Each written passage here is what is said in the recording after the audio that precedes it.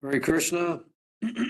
Welcome everyone. Good to see you all. Tonight, we're continuing with our study of the Bhakti Shastri course. And tonight we're continuing with the Nectar of Devotion. And we are continuing from chapter 7 tonight. Chapter 7 is called Evidence Regarding Devotional Principles. So you may remember last week in chapter 6, what was the subject matter of chapter 6? we heard about the 64 different ways that you can serve Krishna. And tonight, those 64 ways begin to become unpacked. So we're going to go into detail about the different items of bhakti. So if you have any questions or any comments as we go, then please ask. So item number 1 is accepting the shelter of a bona fide spiritual master. So in Sanskrit, we call this Guru Pad Ashraya. Guru, spiritual master. Pad means the feet, and Ashraya means taking shelter. Yeah. So taking shelter of the lotus feet of a spiritual master. This is where spiritual life begins. Because if we don't have spiritual masters, when we chant the prayers of obeisances, we chant Vandeham, Sri Guru, Sri Yuta Padakamalam, Sri Gurun, Vaishnavams Cha. So we say Gurun. Gurun. Gurun means plural. There's more than one spiritual master. We have a primary guru that is called Diksha. That's principle. But Shiksha gurus can be many. So our tradition is that we have more than one guru. That is called Sri Gurun, Vaishnavamscha. We offer obeisances to many gurus. So here it is saying taking shelter of the lotus feet of the guru. Or we could say gurus, depending on what we're meditating upon. So this is where spiritual life begins. So it is said that after listing the 64 main items of sadhana bhakti, Srila Rupa Goswami illustrates and substantiates each with systematic scriptural evidence. This chapter describes the first 18 items of devotional service. So the first one is Guru Padashraya. Srila Rupa Goswami lists the most crucial item first. So why is this the most crucial item? Because how do you learn to serve Krishna unless you have gurus, people to teach you? It's like anything. You learn things, at least I learn things easiest when someone shows me how to do it. If someone explains something, you can understand it to an extent. If someone shows you how to do it, they show you, do it like this, and they do it, and you observe it, it's easier to understand. At least for me, it's easy to understand. But when someone says you do it, and they talk you through it, for me at least, that's the best way to make something stick. So that is the duty of the guru, right? The guru's duty is to either explain it to us, or to show us how to do it, or to observe us doing it and then correct us as we go. Right? So that is the guru's role in our spiritual life. So this is called Guru Pad Ashraya. Spiritual life begins when you take shelter of the lotus feet of a guru. Because we need to learn how to serve Krishna. Otherwise, we don't know. We explained this last week. We don't know how to serve Krishna. We don't know what Krishna likes. what he does not like, what his favorite foods are, all these things we don't know. So all these things we're educated in. We're told this is what Krishna likes, and this is explained to us. And then even more importantly, in one sense, the best way to understand, or the best way to learn how to serve Krishna is by observing the mood of the spiritual master. What is the mood in serving Krishna? Just like if you watch the videos of Prabhupada, like at my ashram, I have all the footage of Prabhupada on disc. So you can watch it all. It's available on the internet as well. So you can watch everything. So I've watched a lot of it, and you understand a great deal by hearing from Prabhupada. But when you observe him and you see how he does things and what his mood is while he does the service, that has the deepest impact on our consciousness. And I see Prabhupada, like there's a video of Srila Prabhupada installing Radha Parishishwara, the deities who are in Paris in France. So Prabhupada installed them. And I was very fortunate in 1996, I was traveling there and I got to do arti for them. I got to worship. Prabhupada installed them. So if you see in the video of the installation, you see Prabhupada's mood while installing the deities. And you very much pick up what the mood of deity worship is about. Because when you see an advanced devotee, also when I go to Mayapur, I used to always observe Jananivas Prabhu and Pankajangri Prabhu. You would observe their mood while worshipping the deity, and then you understand how we should worship Krishna. So this is what we learn. That's why we need spiritual masters, because you learn from them how to serve Krishna, and then you also learn what is the mood that we should imbibe when serving Krishna. So that's why it's necessary. Otherwise, very hard to advance in spiritual life if you don't have gurus. Following this one principle opens the doors to the other 63 items of sadhana, because the spiritual master will instruct us about the execution and significance of them all. So that's a very powerful statement, that this is the most important item of bhakti, in the sense that you can't learn how to perform the other items of bhakti if you don't have this one first. That's why it's first. Okay? Adol in the Sanskrit says adol. Adol means adi. Adi means in the beginning. The beginning. So the beginning, adol, Guru Pada Shraya, means from the beginning you must have spiritual masters. That's how you learn. So you learn when you take shelter of the spiritual masters. The importance of this item becomes clearer by considering the evidence Srila Rupa Goswami quotes to substantiate it. Tasmad gurum prapadyeta jigyasu shreya uttamam shabde pare chanishnatam brahman yupa samashrayam. Prabhupada speaks this verse in Bhagavatam 11.3, 21, to King Nemi, immediately after he described the futility of earthly and heavenly sense gratification.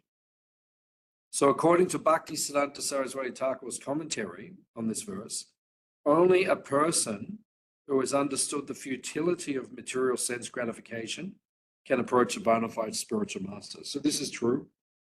When do we take to Krishna consciousness? When do we begin our journey? When we're frustrated with the material world. If everything is working for us in the material world, generally we will not approach Krishna or his representatives. At least for myself, I can say that's true. I only took to this because nothing else was working. When nothing else works, then you say, okay, let me try this. which is not the most advanced way to approach Krishna. A better way to approach Krishna is just hearing about it and understanding, yes, this is what I should do, and then surrendering to Krishna. But I wasn't like that. I tried other things and it didn't work. So then as Krishna checkmated me, I thought I got no other option. Now let's go to the temple. And then I didn't leave, because once I got there, I understood, okay, this is what we should do with our life. So we have to become materially bereft to surrender. Thus, the first principle of devotional service is to clearly understand that the material world is a false shelter, to urgently feel the necessity of spiritual life, and to therefore seek the guidance, the genuine shelter of a bona fide spiritual master. As it says here, we have to understand the material world is a false shelter. Deha pacha kalatradishu atma sanyesh wasat swapi. Bhagavatam says, asat swapi means fallible soldiers. Prabhupada translates it like that. Fallible soldiers. So what's the duty of the soldier? To protect us.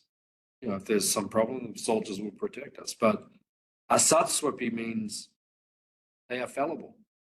They can't protect you. Just like Ajamil, he called out to his son, Narayana. He couldn't do anything. He couldn't protect him from death. So we are not protected by Deha, our body, Apacha, our offspring, Kalatra, your spouse, Adishu, your paraphernalia. All these things don't protect you. The only thing that protects you is the spiritual master and connection. One of my god sisters passed away a number of years ago, and she was wearing the kavach of my spiritual master, like those threads you see in Mayapur. Anyway, so I've got some that might actually remind me. I'll give you one from Mayapur. You can wear it. Purifies. Offer to the deities. So you can wear this, and it was my guru's personal one, which he'd often wear. And as she was passing away, she was holding it tightly. It was her security, because what else is going to protect you at the time of death? Nothing else works. You have to take shelter of the spiritual master.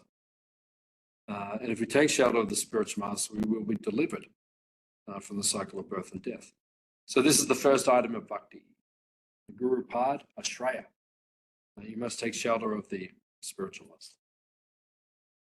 Okay, so then second is accepting initiation from the spiritual master and receiving instruction from him, Sri Krishna Dikshadi Shikshanam. So Diksha and Shiksha, you must accept from the Guru. Initiation and instruction from the Guru. Rupa Goswami quotes, this is on page 60, Prabhuda. My dear king, a disciple has to accept the spiritual master not only as a spiritual master, but also as the representative of the Supreme Personality of Godhead and the Super Soul. So he is the external manifestation of the Super Soul. He's Krishna's representative.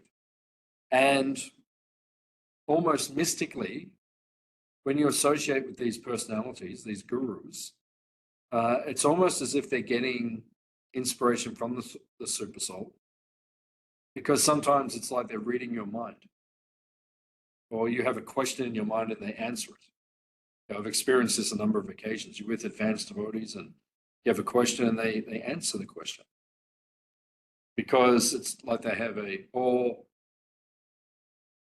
you may have some situation going on in your life which you're meditating upon and you need guidance on. And it's like the spiritual master, it's almost like he preempts the discussion or begins to answer the question or sees the problem sometimes even before you articulate it. You know? So he is the external representative of the supersoul. He is God's representative outside. So he gives us instruction based upon that. So this is the necessity that we take shelter, we take initiation, and we take instruction from the Guru. In other words, after rejecting material life, this is on page 60, at the end, it's on page 60. In other words, after rejecting material life and taking shelter of a spiritual master,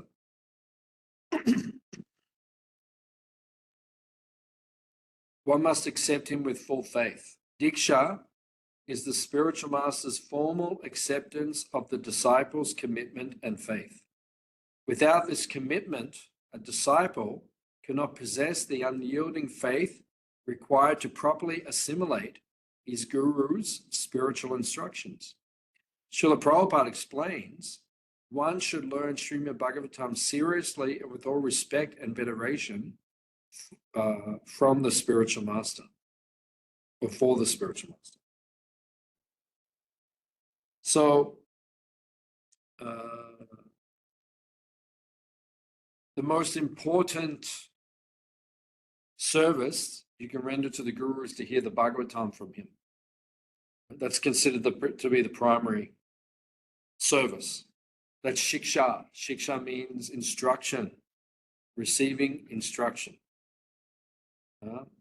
I was in Melbourne years ago, and I was a young devotee, only been a devotee for 1 or 2 years. And my guru was there, and my godbrother, who was a little bit senior to me, he said, we have to make Gurudev's breakfast while he's giving class. So I said, okay, I thought that was the right thing to do. So we made breakfast. So I made the orange juice and cut the fruit and did different things, and they made breakfast. 3 of us, three disciples. So after class, our guru walks into the dining room and he said, where were you? He's particularly focusing on this senior godbrother because I was more junior. He said, where were you? He's talking to all of us. And he said, oh, we're making your breakfast. And he said, I come here once a year, travel all over the world just to, and you can't even be there for my class. You've missed my class. You know, breakfast, you could have made that before or after, or, you know. So he really made the point. And he really was very strong on my godbrother. I didn't get the brunt of it, but the instruction was for me also. Also, Prabhupada was in Juhu and was giving class. A number of disciples weren't there. And after class, Prabhupada said, where were you? And they said, we were cleaning your room. Prabhupada said, we can pay people to do that. We can't pay people to hear the Bhagavatam. If I speak, you are there. When Prabhupada took the disciples to India in 1970, sometimes he would speak in Hindi because some of the audience maybe couldn't understand English. And Prabhupada would make the disciples who didn't understand Hindi sit through the whole thing.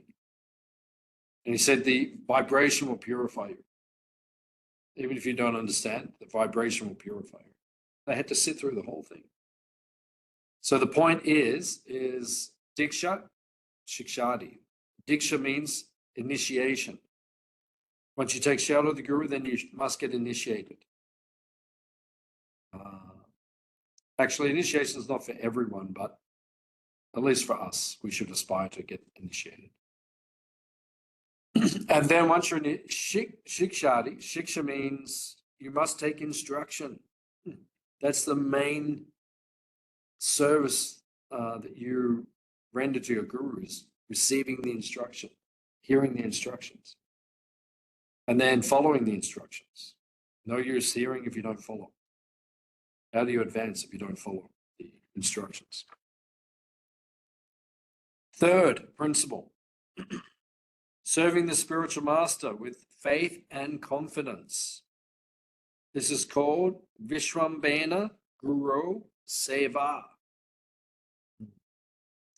Concerning the second item, Prabhupada instructed, hearing and speaking, this is from page 60, hearing and speaking Srimad Bhagavatam is the religious process which elevates one to the platform of serving and loving the Supreme Personality of Godhead.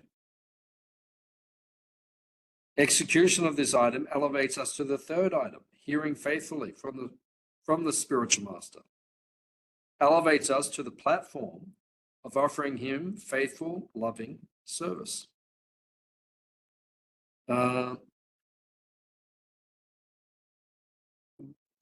What's the expression of our love for someone else, particularly for the Guru? The way we express love is through seva. We do something. We serve. You know, if you love someone, you serve them. Right? You do something for them.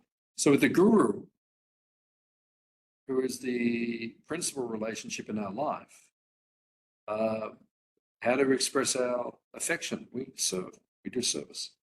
We offer our service to the spiritual masters. So this is an expression. The third item, serving the Guru. Vishrambena Guru Seva. You have to do service. When you do service, you get realization. You realize things. If you don't do service, you don't get realization. Prabhupada says in the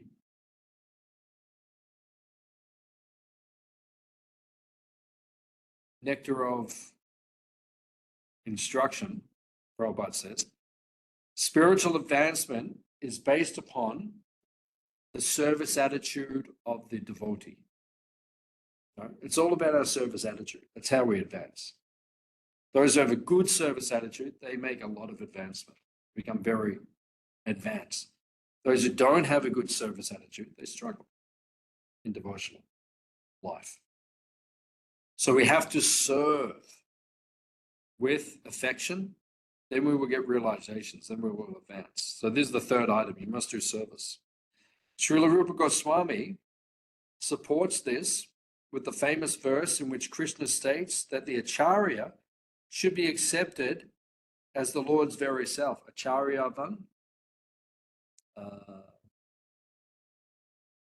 Acharya Vajani Mam. The Guru, Krishna says in the 11th canto of the Bhagavatam, the Guru should be accepted as himself. Right? Not that he is God, but we should see him as Krishna's representative. Just like Prabhupada came to, might have been Melbourne, but Prabhupada came to one airport. You know, quite often at the airports, the journalists would meet him, the devotees would organize.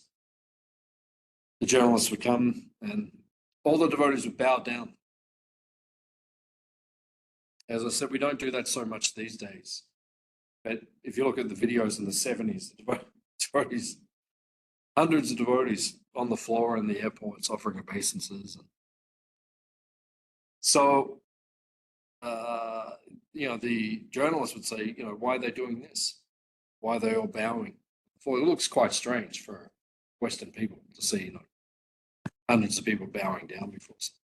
So then Prabhupada said, I am like the tax collector. He said, I am like the obeisances collector on behalf of the king. I go around, I collect all the obeisances, and I give it to Krishna. So that's the position of the Guru. Right? He accepts our service and then passes it to Krishna. So that's why we render service to the Guru, because he is accepting that and then he passes that to Krishna.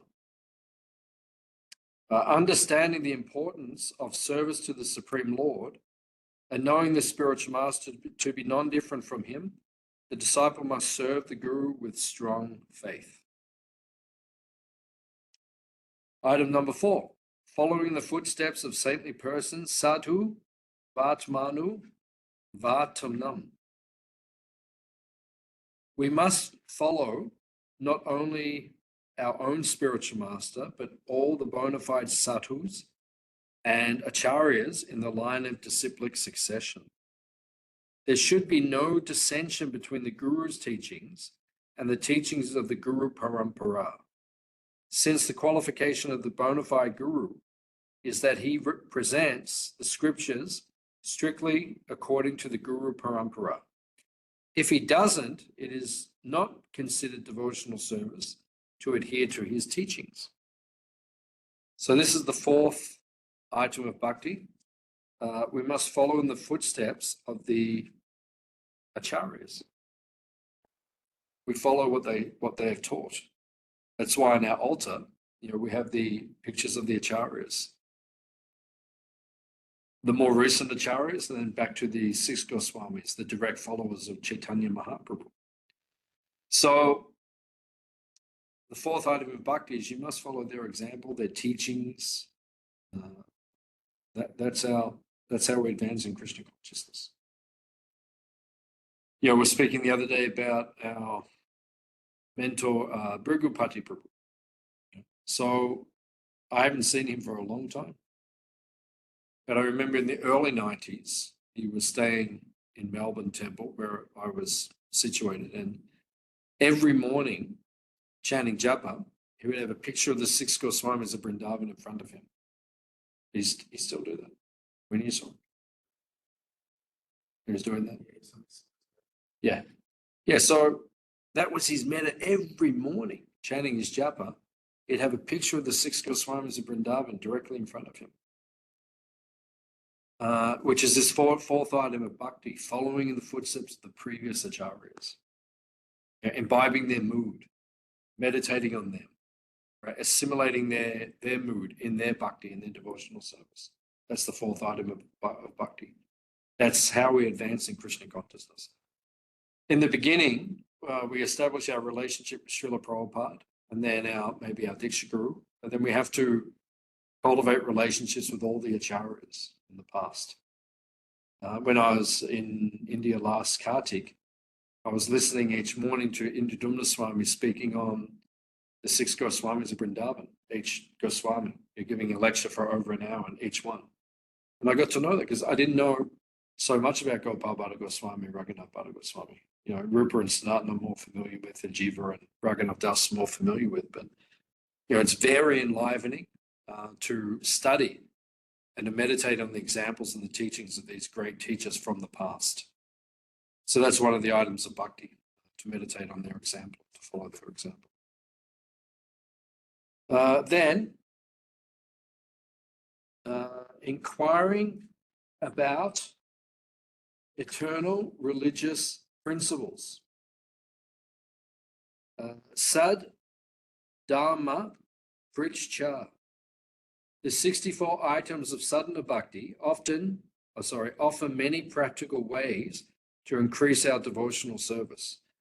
One way is to simply make note of the questions that arise during our study and contemplation of Shastras, and to put these questions before a senior Vaishnava. This in itself is devotional service.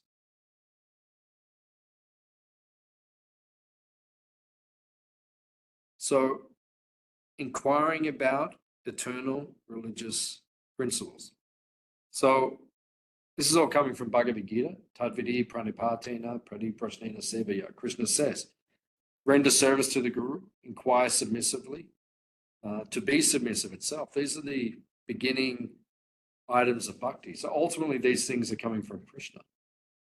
It's ultimately Krishna himself that these instructions are coming from. Rupa Goswami is assimilating them, and then he's giving them to us in a formulated way. Categorically, he's giving them systematically. He's explaining the philosophy for us.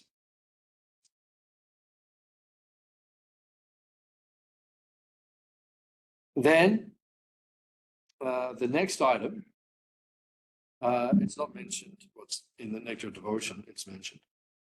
I'm using the Ways of Devotion as my guidebook, but the next item is being prepared to give up everything material for Krishna's satisfaction. So you have to be willing to give up anything for Krishna's satisfaction. It means willing to accept things that you don't want to accept and willing to give up things that you don't want to give up. So this is how we advance in Krishna consciousness. What are examples of things that we don't want to accept? Prabhupada points out, rising early in the morning. Sometimes you don't feel like doing it. You wake up. Oh, no. I don't want to. No, you have to get up early because we know our rounds are going to be better early in the morning. Yeah, occasionally we need to sleep in to recover, from a lot of service, but generally we need to rise early. Sometimes you don't want to do it, but you have to do it. Another example, Prabhupada says, taking a cold bath. I remember we did Braj Mandal Parigram in 1994, and some of the places we stayed, there was no hot water. Actually, most of the places we stayed, there was no hot water. But sometimes the water was cold. It wasn't just like temperate, it was cold water. I took, there was one kund out at Badrinath, it was called Tapa Kund. Tapa Kund, and it was famous for being a place where great sages performed tapasya. And the water was freezing. It's like 4 o'clock in the morning, it was dark, I got up early, and the water was free. I probably couldn't even do it now. But, back then when I was only 24, then, it was okay. I just, got in the water and got it, but it was freezing. So it's not like sometimes we have to accept things we don't like to accept for Krishna service. Similarly, Prabhupada says sometimes we have to give up things we don't want to give up. Right? Like in Kartik, sometimes we take vows. I won't eat any sweets. Not something we necessarily enjoy, but for Krishna's pleasure, for Krishna's pleasure, then we voluntarily give up something we don't want to give up to make advancement in Krishna consciousness. So these are different examples. That's an item of bhakti. The next item is residing in a sacred place. And we mentioned this. Prabhupada says in the purport, he quotes, the waters of the Ganges are always carrying the flavor of tulsi offered to the lotus feet of Sri Krishna. And as such, the waters of the Ganges are ever flowing, spreading the glories of Lord Krishna. Wherever the waters of the Ganges are flowing, all will be sanctified, both externally and internally. So wherever the Ganges flows, this is a holy place. So these are the places we go to. We go to the Ganga, we go to Mayapur, we go to Puri, we go to Vrindavan. Some devotees were telling me yesterday they went to Dwarka and Ayodhya. I've never been to those places. So we go to these holy places. Why? Because they purify our consciousness. Because the spiritual energy of those places is so powerful that just being there, it purifies our consciousness. Bhakti you perform there has thousands of times more benefit. So this is one of the items of bhakti. We have to reside in holy places. And then the next item is accepting what is necessary. Yavad atanu vatita.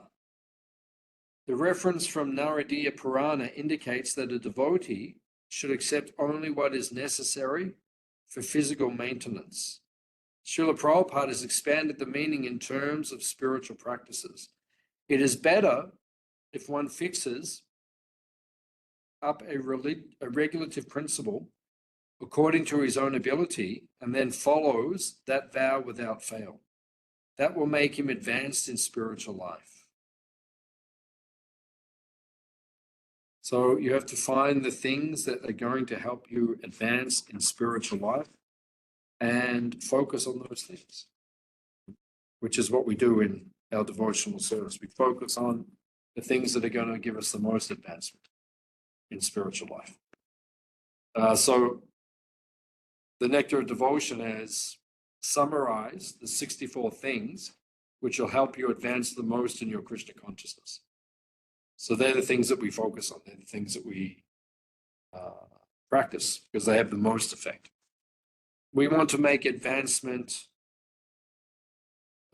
as quickly as possible, right, in our devotional life. We want to advance quickly. Bhakti Siddhanta Saraswati Thakur, Prabhupada's guru, he said, we should all go back to Godhead in this lifetime. So we should focus in this life. Go back to Godhead in this life. Finish it up in this one lifetime. Focus on the things that are going to give you the most benefit in your spiritual advancement, in your progress. The next item is observing fasting on Ekadashi. Following Ekadashi. I think I mentioned this last week briefly. Yeah. Ekadashi is very important. And I think I mentioned that last week, that I've seen over the years devotees who don't follow Ekadashi strictly or take it seriously, I've seen that they struggle with material desires. And there's a direct correlation. Sometimes people think, oh, it's not so important to follow Ekadashi. No, it's important. Sin personified enters grains on those days, grains and beans. So you have to avoid eating those things. And then I always follow once a year. We have Nirjala Ekadashi, which is in June, usually. The one time of year where we don't eat or drink for the whole day. And then it says that if you broke any Ekadashi during the year, then by following that Ekadashi, you get the benefit of all the other Ekadashis for that year. So, we try to follow that. We try to follow things strictly. And you feel the benefit of doing these things, these items of bhakti. So what's the point of following Ekadashi? We eat less. Well, some Ekadashis we don't eat anything. That gives you more time to do devotional service. Yeah, hearing and chanting. If we're fasting and we're so weak and we don't have any energy, we can't do any service, that's not the point of fasting. The point of fasting is that we do it so then we have more time. Like on Janmashtami, we don't eat all day. Why? Because then we can serve Krishna. We have more time. It takes time to eat. Prepare your meals and eat. So you save time. So that's the point of following Ekadashi or Janmashtami or any of these festivals. Just like last year in December, we have Gita Jayanti. Gita Jayanti is the day that the Bhagavad Gita was spoken, the Ekadashi, which is usually late December. And Prabhupada's disciple, Vaishasika Prabhu.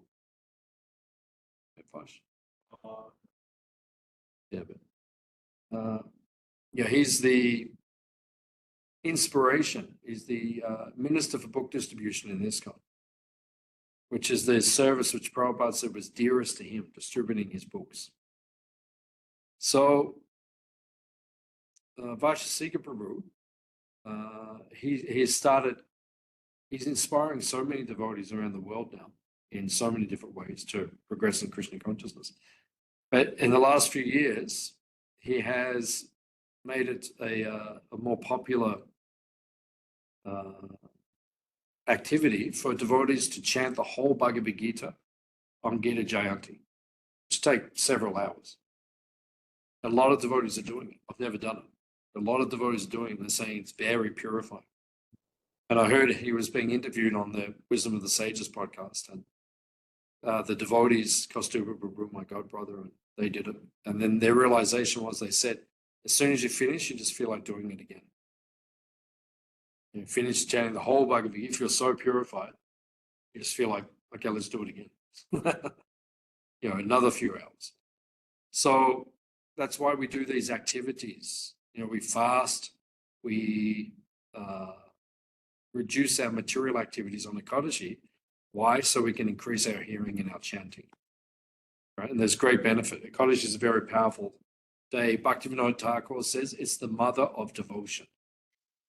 Right? If you observe Ekadashi nicely, chant extra rounds and fast, you feel so much bhakti arising. And especially those days, it'll be mentioned a little bit later on. The holy days like Janmashtami and any of the festival days, we have to observe them at the festivals because it gives rise to bhakti. It enthuses us in devotional service. In the Harinam Chintamani, it says, if you're feeling your devotional service, you're struggling and you're not feeling so enthused in your devotional service, sometimes you feel like that. Yeah, sometimes you might feel like that. Might feel like, oh, I'm feeling a bit unenthused, Then Harinam Chintamani said, then observe Ekadashi, observe the festival days like Janmashtami and all the festivals, and then your enthusiasm will rise again. You'll feel increased enthusiasm. So we have to observe these days very nicely because they will breed devotion by observing them very nicely, very carefully with devotion. Offering respects to the banyan tree. Right? So this is one of the items of bhakti, to offer respects to the banyan tree. Datri Ashwat Hadi Gauravam. The reference quoted from Skanda Purana reveals the scope of this devotional practice. See Nectar of Devotion, page 63. One must respect not only the banyan Ashwata tree, but all living entities who serve the Lord and his devotees. Such living entities include Tulsi, Brahmanas, and cows. So this is one of the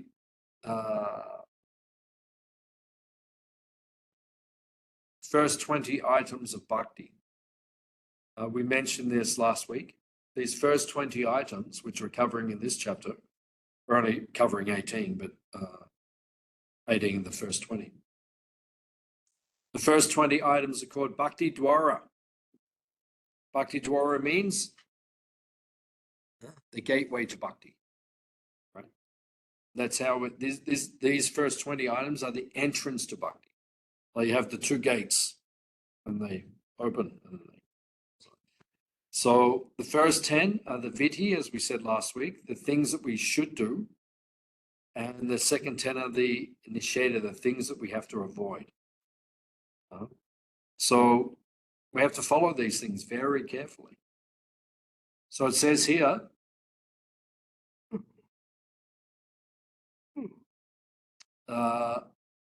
worshipping the Ashwata tree. It doesn't just mean the Ashwata tree. It also means any holy tree. There are many holy trees. But it also mentions especially Tulsi. Tulsi is the most sacred of all the trees. She's called Pushpasara. Pushpasara means, Pushpa means flower, Sara means the essence. So like the essence of all the flowers, that's Tulsi. So she's the most exalted of all of the plants who are dear to Krishna. So worshipping the holy trees, worshipping the Tulsi tree especially. Tulsi is so powerful. Worshipping the Brahmanas. Brahmanas means the Vaishnava devotees. Worshipping the devotees. Worshipping especially the devotees who are advanced in Krishna consciousness, the Brahminical devotees. We get a lot of benefit by worshipping them. And then it says the cows. This is one of the first items of bhakti. Bhakti Dwara, gateway to Krishna, gateway to bhakti, serve Krishna's cows. Krishna's cows are the most dear thing to him. I think I said it in the class. somewhere recently. I think I might have said it here or maybe somewhere else, but there's one beautiful pastime where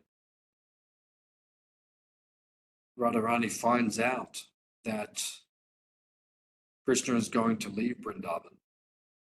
And then Krishna comes to see Srimati Radharani. And Radharani is sitting very gravely, very quietly, and she's crying. And she says, "You are going." And Krishna says, I will return. I won't go for long. It'll just be a few days. And Radharani says, "No, you're going." He says, "No, I'll come." And then Krishna says, "I swear on my cows." Because his cows are the most dear thing. So if Krishna swears on his cows, then that is the most dear thing. So this item, worshipping the holy trees, Tulsi, Brahmanas, cows, they're sacred. Is one of the most powerful ways to satisfy Krishna, to please Krishna.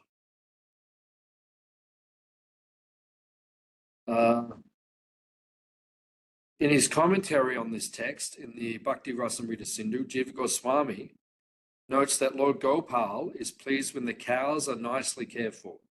He cites the Gautamiya Tantra, describing how one should gently scratch the body of the cow, offer her a handful of green grass, and reverentially circumambulate with one's right side kept toward her.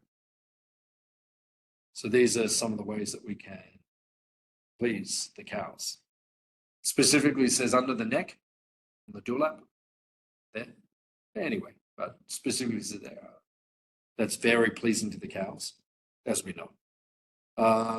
Offering them handfuls of soft green grass, nice things, feeding them very nice things, and circumambulating them with your, like we do, right side to them, so going around. We're at Govardhan Hill. A number of years ago, I was taking devotees on a parikrama around Govardhan Hill. And we got down to Punchari at the end of the hill, and then there was a beautiful cow there.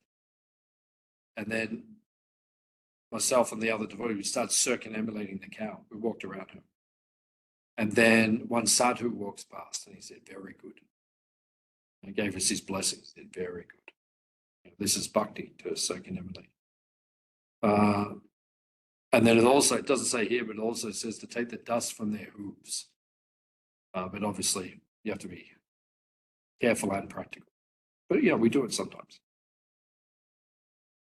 But you have to be careful and practical as well.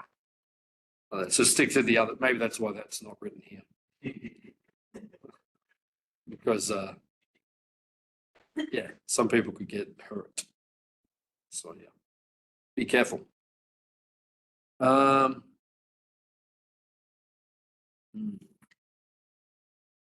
So page 64 of the Nectar of Devotion.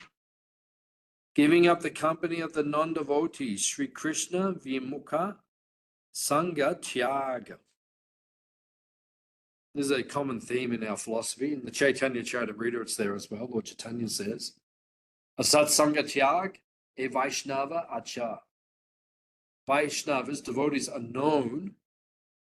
One of the symptoms of devotees, he gives up the association of non-devotees. Why do you give up the association of non-devotees?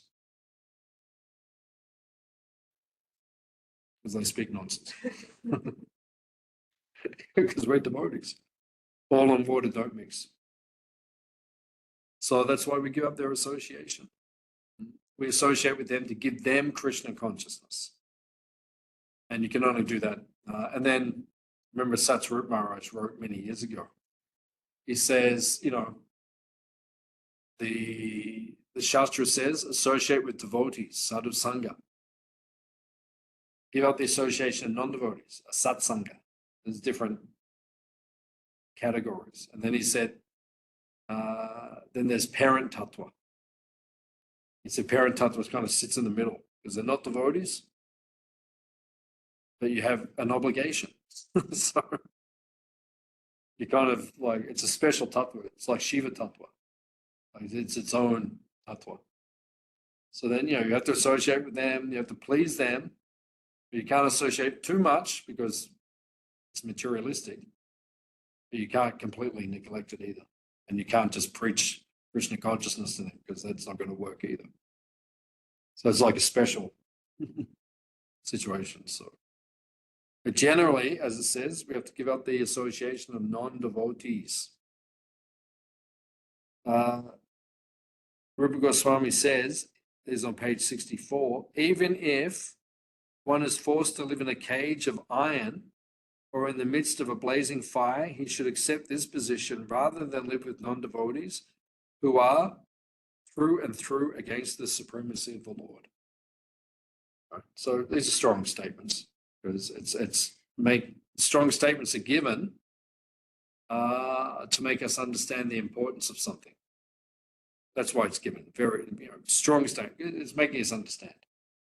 You're better off living in jail or in a blazing fire. Yeah, in other words, out in the desert, than associated with non-devotees. So it's showing us the importance of being careful because their association is contaminating, especially now because it's on our device. Within a moment, I can be associating with non-devotees. It's much more accessible than previously, so you have to be careful. And then Rupa Goswami says, one should prefer to embrace a snake, a tiger, or an alligator rather than associate with persons who are worshippers of various demigods and who are impelled by material desire. So these are strong statements. Better off picking up a snake or jumping in with an alligator or a tiger or something. That's more desirable than being with non-devotees. It's a very strong statement. It's showing us the importance of being careful about these things. And then it says, not accepting unfit disciples, constructing many temples and reading many books. Shishad, Yananu, Vandi, Twadi, Trayam. So if a person is seriously inclined to become a disciple, a sannyasi should accept him. So we shouldn't accept disciples just for the sake of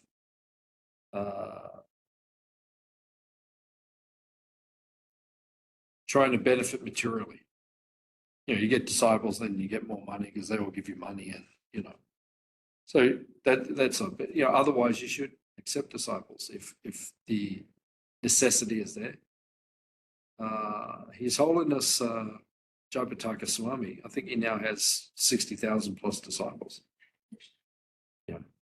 Prabhupada said to him, you should get 50,000 disciples. And I think now it's 60,000 plus. That's His Holiness Gopal Krishna Maharaj just passed away a few days ago. And I met Maharaj, but I never had a lot of association with him, but I'm feeling his presence very powerful. He's purifying me. Yesterday at the Vyasa Puja of Kalamakananda Swami, we had a picture of Gopal Krishna Maharaj there too, and I'm feeling so much. And I'm understanding more his glories now that he's gone. I didn't have a close relationship with Maharaj, but he's so merciful. He's reaching out to all of us. How many disciples he had? No, I don't know the number, but it's thousands. Yeah, very big. He was one of the powerful devotees. So don't accept disciples unless it's for pure reasons. Constructing many temples. We should not construct the temples just for the sake of making the temples.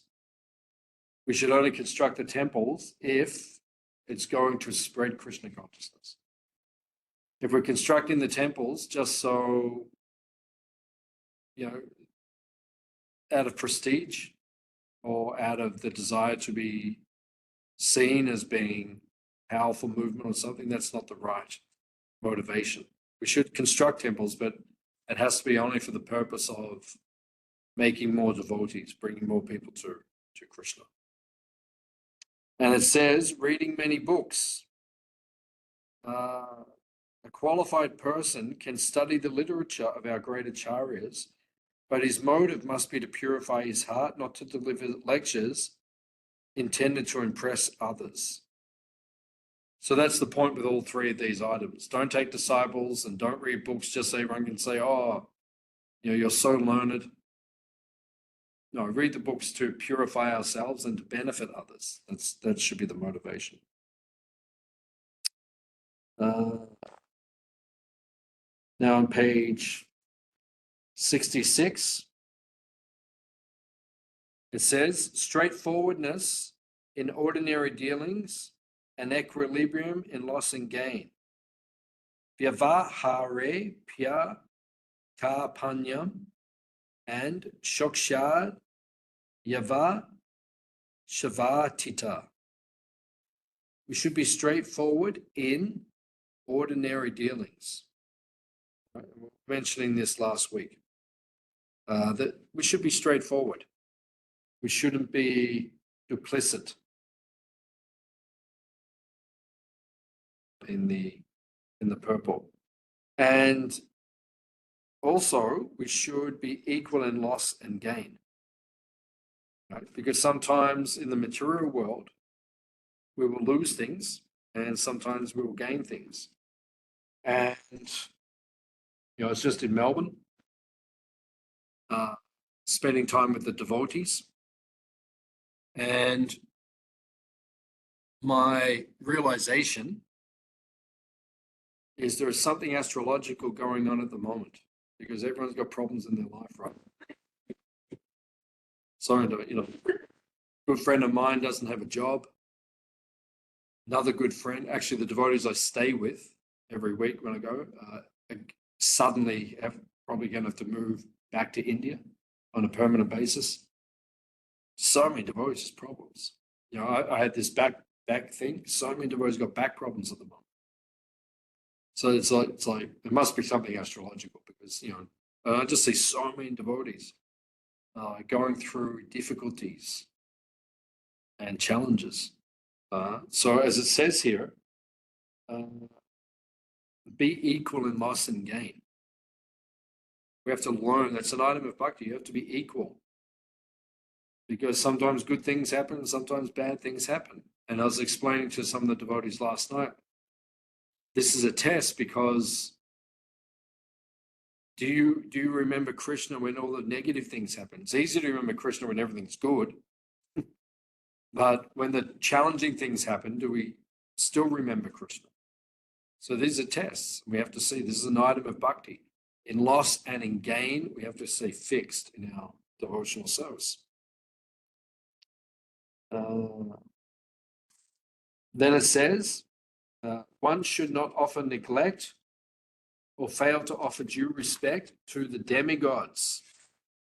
This is actually an offense in devotional service, to disrespect the demigods. And I've heard over the years, devotees say, oh, Lord Brahma did this and Lord Indra did that.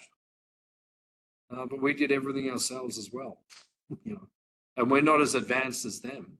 We're not Lord Brahma, we're not Lord Indra. So we have to be careful not to criticize the demigods or not offer them respect. When you go to the Holy Dharma, you have to offer respect to the demigods as well, Lord Shiva and the others.